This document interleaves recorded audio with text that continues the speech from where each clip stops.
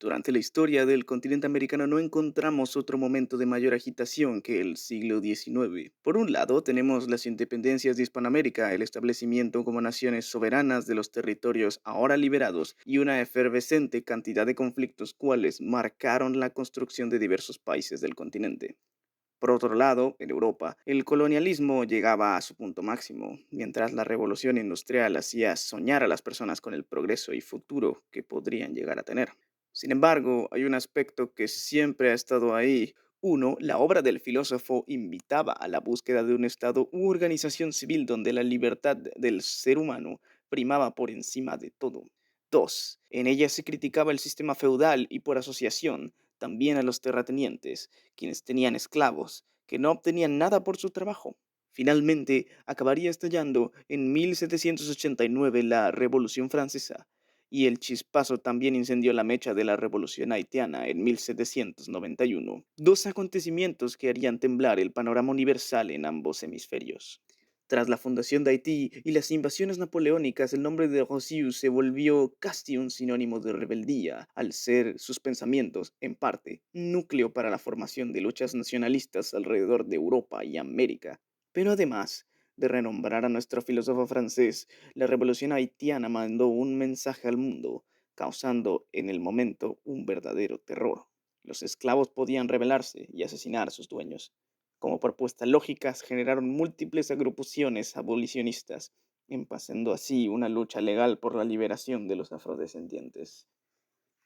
Repasemos un poco las principales rutas de esclavos con el propósito de encontrar aquellos núcleos de interés para nosotros. En estas dos imágenes podemos apreciar primero una visión general del tráfico de esclavos partiendo de África y segundo, un mapa completo con todas las regiones de América y África.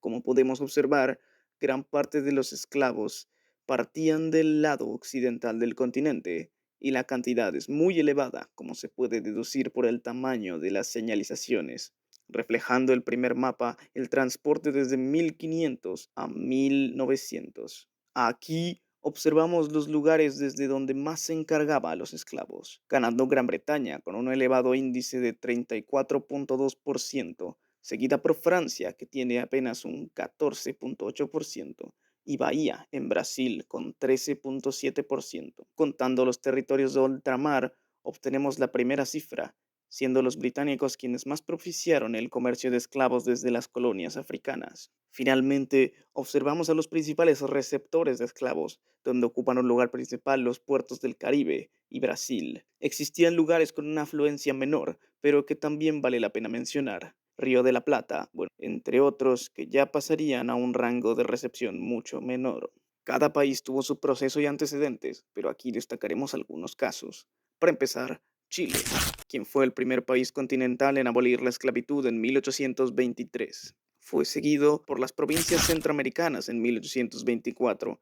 México, quien tras el fracaso de su primer imperio se convirtió en una república, la prohibió en 1829, teniendo ese mismo año a un presidente afromexicano, el recordado Vicente Guerrero. En Europa, Inglaterra fue el segundo país en abolir la esclavitud en 1833, presionando a España a hacerlo, quien cedió prohibiéndola en 1837. Sin embargo, en sus colonias del Caribe, esta se mantuvo por decreto debido a las ganancias que generaba para la corona. La siguiente década, Uruguay proclamó el fin de la esclavitud en 1842. Igualmente Francia, quien ya había prohibido el mencionado negocio, pero debido al ascenso al trono de Napoleón terminó aceptándolo de nuevo, la abolió en 1848. La década de los 50 fue marcada por el suceso en muchas regiones. Ecuador en 1851, Colombia y por ende Panamá el mismo año, Argentina en 1853 y Perú y Venezuela finalmente en 1854.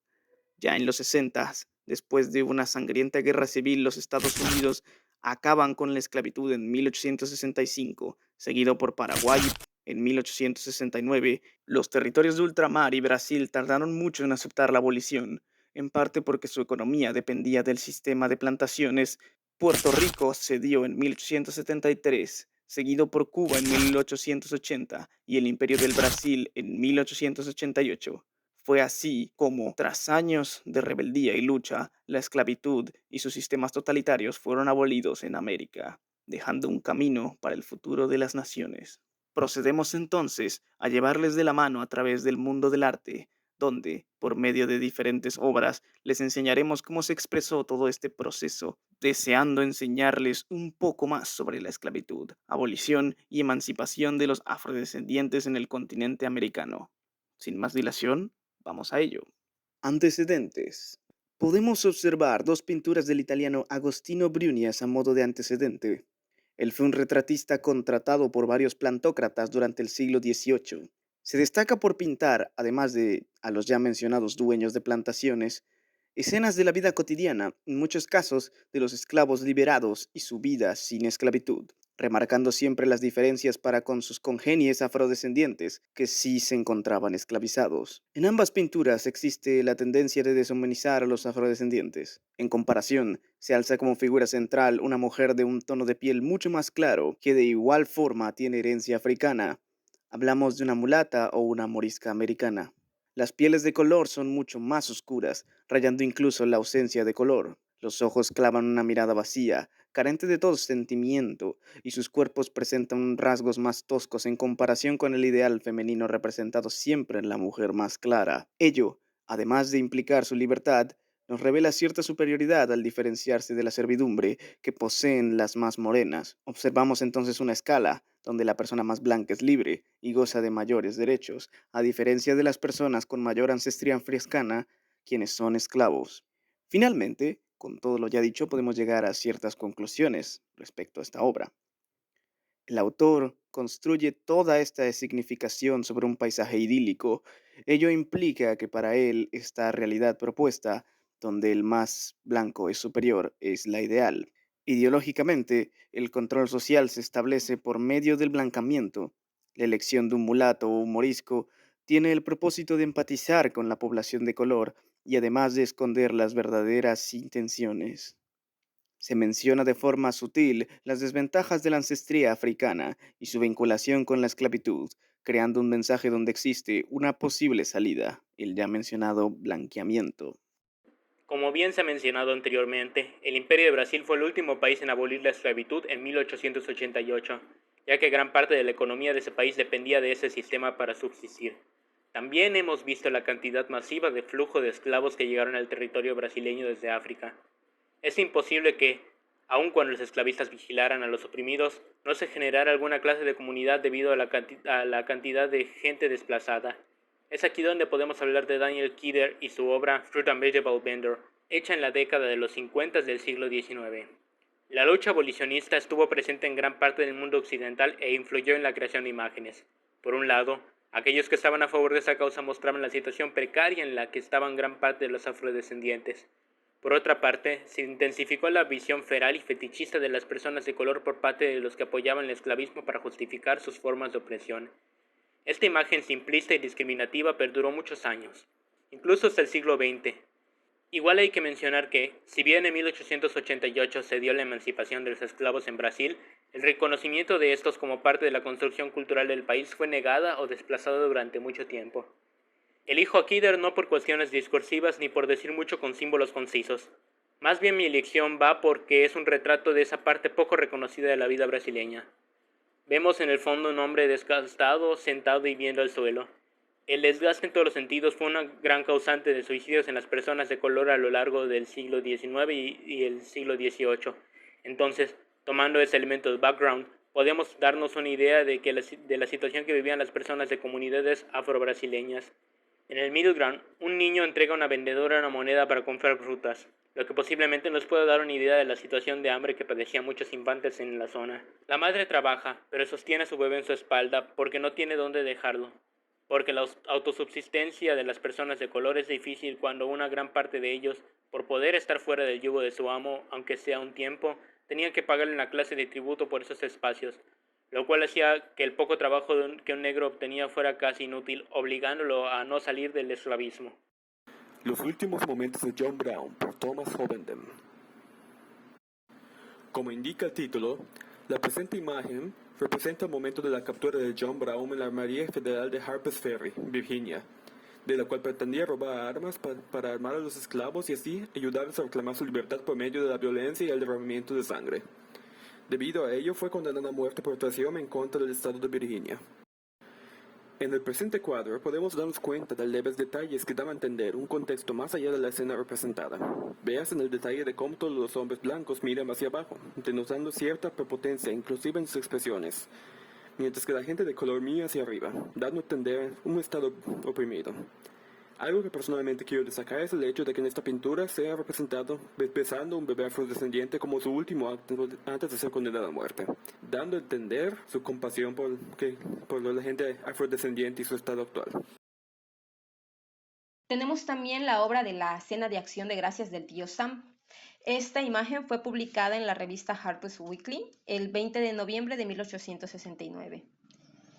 Cuando se publicó esta imagen, el Congreso había aprobado recientemente la 15ª enmienda que otorgaba a los hombres el derecho a votar independientemente de su raza, color o condición previa de servidumbre. Y las legislaturas estatales estaban debatiendo la ratificación de la enmienda. En esta imagen aparece por primera vez el famoso personaje del tío Sam, de pie en el extremo derecho cortando el pavo de la Cena de Acción de Gracias. Este personaje fue dibujado para reflejar valores como la libertad, la unidad e igualdad, y es notorio cómo Nas quiso reflejar dichos valores con la diversidad cultural de las personas que aparecen ahí en la escena. Y para terminar de complementar dicho mensaje, en las esquinas inferior izquierda y derecha aparecen escritas las frases vengan uno, vengan todos y libres e iguales, para mostrar que todos los hombres y mujeres de diferentes razas, orígenes, chinos, indios y blancos son iguales. En la pared aparecen colgados los retratos de los presidentes Lincoln, George Washington y Ulysses S. Grant. Y detrás del tío Sam hay una pintura de Castle Garden. Que aparezca esta imagen es bastante curioso, ya que Castle Garden fue el principal centro de procesamiento de inmigración en la ciudad de Nueva York del siglo XIX. Vamos a analizar ahora un par de obras del caricaturista germano-estadounidense Thomas Nast. Las caricaturas de Thomas Nast fueron bastante comunes durante el siglo XIX y eran caricaturas con enfoque político, donde Nast apoyaba temas como la abolición de la esclavitud, el apoyo a los nativos norteamericanos, a los estadounidenses chinos, entre otros. Sus ilustraciones fueron bastante populares en la revista Harper's Weekly, una revista política estadounidense donde se publicaban noticias nacionales y extranjeras, ensayos e ilustraciones. Y vamos a comenzar con la primera ilustración, llamada La emancipación de los negros, el pasado y el futuro, publicada en la revista Harper's Weekly el 24 de enero de 1863. Y para entender una imagen hay que tener el contexto del momento, ¿no? Y es que el 1 de enero de 1863 Abraham Lincoln emitió la Proclamación de la Emancipación, una orden ejecutiva basada en su autoridad constitucional como comandante en jefe. Todas las personas esclavizadas en territorio confederado fueron declaradas libres. Sin embargo, esta proclamación entraría en efecto hasta 1865. La ilustración celebra la promesa inherente a la proclamación de independencia.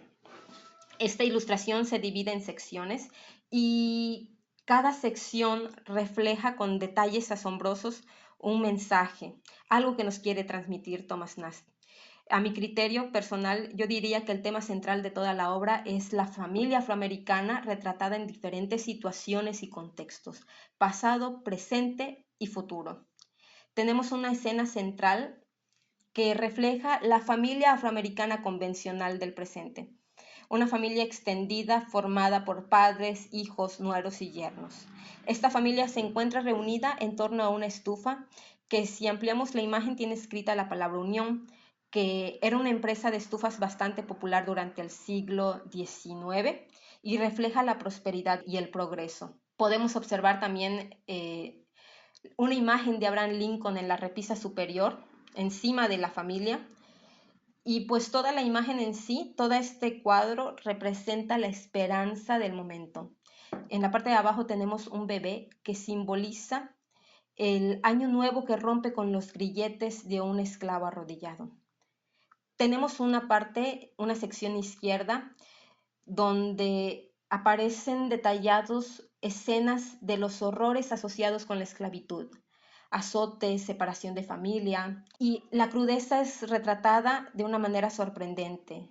El fuerte golpe de un látigo sobre la espalda desnuda y sangrienta de una mujer mientras sus hijos son incapaces de alzar la vista por los grilletes que los aprisionan, impotentes y resignados. A solo unos pasos de distancia, su esposo grita de dolor mientras un hierro caliente marca su piel. En una viñeta adyacente, un hombre blanco a caballo levanta un objeto largo y afilado sobre la cabeza de un esclavo fugitivo. Y en la parte superior izquierda aparece también la figura de otra madre suplicando piedad a su comprador, mientras éste observa indiferente cruzado de brazos.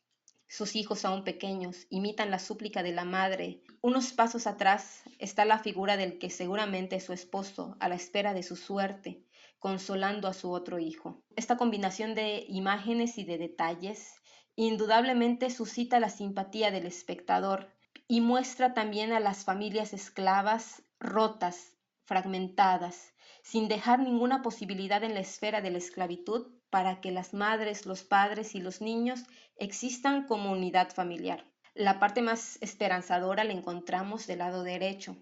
Aquí Nas describe el futuro de los afroamericanos como resultado de la proclamación de independencia del presidente Lincoln y presenta a las familias afroamericanas en entornos y en actividades que se habrían percibido como ideales e imposibles hasta esos momentos. Esta imagen fue bastante controversial en su momento, causando un tremendo impacto en la población blanca, quienes veían a los afroamericanos como propiedad en vez de seres humanos. Vemos niños jugando y yendo a la escuela y observamos algunos animales domésticos complementando el cuadro, como para resaltar que por fin existe una superioridad de los afroamericanos respecto a los animales. Un detalle aparentemente sutil, pero con un mensaje potente. Finalmente, en la parte inferior derecha, vemos la libertad de poder tener un pago seguro por el trabajo realizado y el poder adquirir productos con este pago.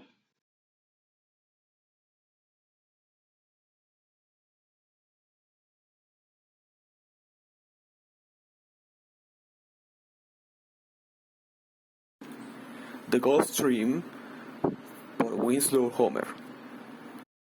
En esta pintura se referencia por un lado la crisis personal del pintor, pensando en su propia mortalidad, y por el otro los temas sociopolíticos de la época, el legado de la esclavitud, la fragilidad del hombre y el poder de la naturaleza.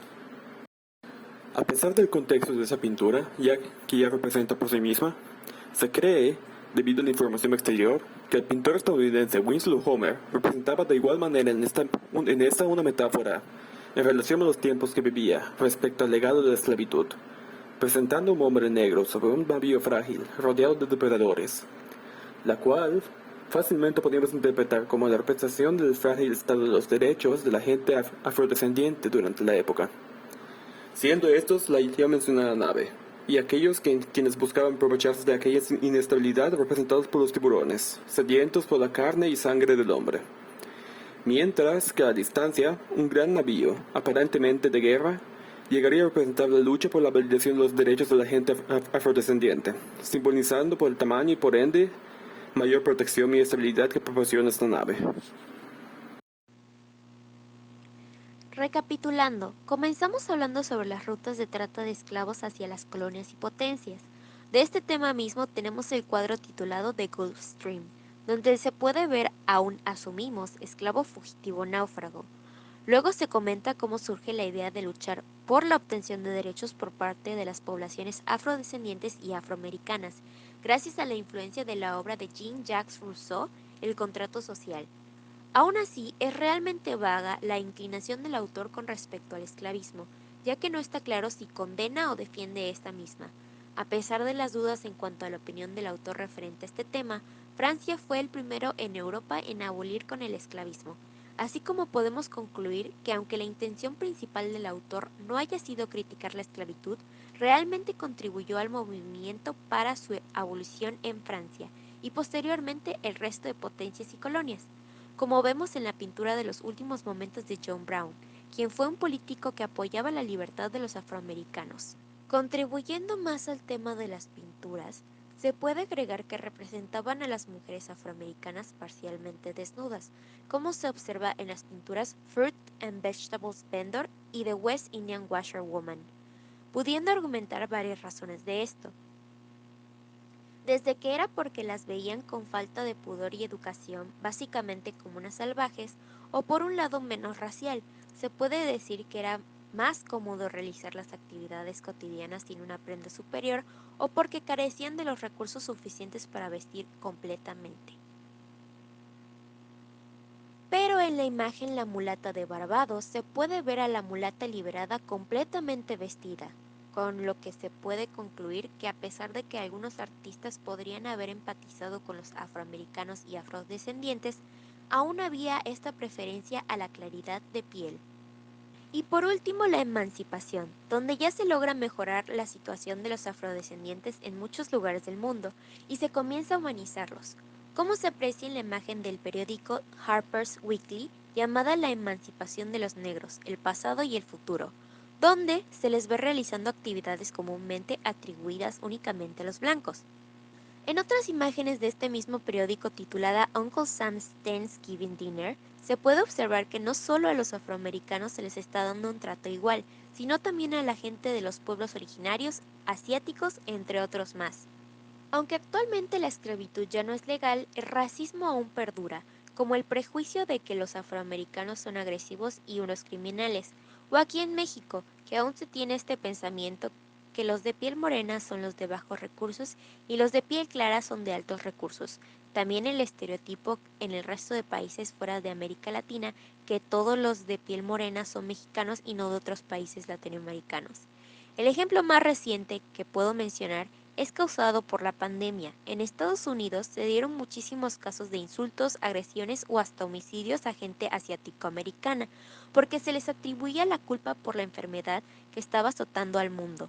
Un pensamiento sumamente racista, que demuestra que, aunque ya no haya esclavitud, aún existe gente que cree en la supremacía blanca, así que es una lucha que aún hoy en día prevalece. Y con esto finalizaríamos nuestro trabajo acerca de la esclavitud.